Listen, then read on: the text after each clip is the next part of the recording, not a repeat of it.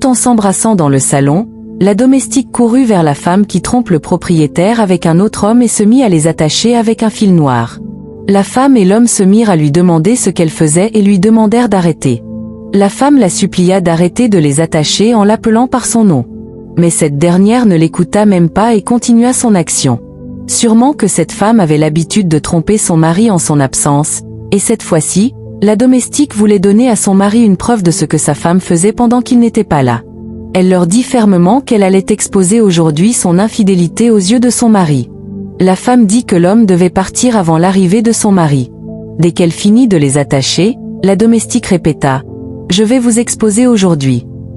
La femme la supplia de nouveau de les détacher avant l'arrivée de son mari. Cette femme avait l'habitude de tromper son mari et l'action de la domestique visait à le dévoiler au grand jour.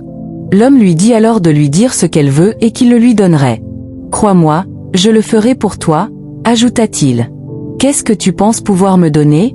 lui demanda la domestique. La femme continua de la supplier également. « Je vais vous dévoiler aujourd'hui », répondit simplement la domestique. « L'homme a beaucoup d'argent et te donnera tout ce que tu veux », dit la femme. L'homme reprit la parole et affirma que peu importe le montant qu'elle voudra, il le lui donnerait. « Où est l'argent que tu peux me donner ?» demanda la domestique d'un air rusé. « Regarde dans la poche arrière de mon pantalon, » dit-il en se retournant. « Tu y verras des liasses de billets. » La domestique s'approcha et souleva lentement son habit. Dès qu'elle le fit, elle mit la main dans la poche de l'homme et, sur son insistance, ressortit toutes les liasses de billets qu'elle y trouva. Dès qu'elle prit l'argent, elle courut retirer la clé de la porte principale, sortit et referma la porte derrière eux. Elle tourna la clé 2 fois dans la serrure pour s'assurer que c'était bien fermé. Elle se dirigea ensuite vers la porte d'entrée de la maison. Dans la chambre, la femme dit à l'homme que c'était leur fin aujourd'hui et que son mari ne devrait surtout pas le voir dans la maison. Elle pleurait. « Essaie de te détacher », lui dit-elle. « Comment puis-je faire ?» répondit l'homme. « Nous sommes finis. Mon mari ne doit pas découvrir que je le trompe, » dit-elle en sanglotant. De l'autre côté, le mari revint à la maison avec 2 policiers, pendant que la domestique leur indiquait où se trouvaient les 2 adultères. Ils ouvrirent la porte et tombèrent sur l'homme et la femme, qui avaient presque réussi à se détacher. « Regardez-les », dit la domestique aux policiers. La femme adultère n'eut que le temps de réaliser son péché.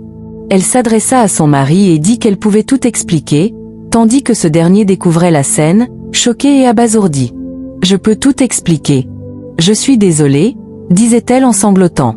Son mari lui demanda depuis quand elle avait le courage d'amener un homme dans sa propre maison et d'avoir une liaison avec lui. « Je vais au travail tous les jours pour ramener de quoi manger pour la famille, et c'est ainsi que tu me remercies, » dit-il, en colère. Alors qu'elle tentait de se justifier encore, la domestique montra les liasses prises chez l'homme pour acheter son silence. « Je suis totalement découragé de toi, » dit le mari à sa femme, puis demanda aux policiers d'emmener les 2, la femme et son amant.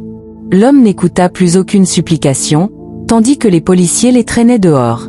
Ils finirent par sortir et l'un des policiers referma la porte. Le mari s'adressa ensuite à la domestique et lui dit qu'elle avait été témoin de l'adultère de sa femme mais ne lui avait jamais rien dit. « J'attendais de vous montrer la preuve, » répondit-elle, tout apeurée. En colère, il lui ordonna de disparaître de sa vue. Que auriez-vous fait à la place du mari? Vos avis dans les commentaires.